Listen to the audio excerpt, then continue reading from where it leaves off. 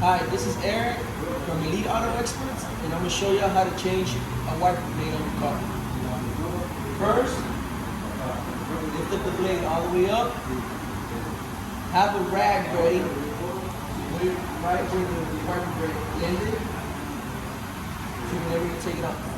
All right, once you raise it up, there's a little tab right here in the back. I don't know if you can see it. You push it, and you push it out. You saw that? All right. You lay it down with the rag so you won't scratch or break the windshield. All right, we got our new wiper blade here.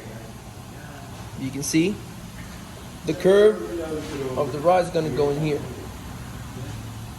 Insert it. You're going to have to hear a click. That means it's good to go.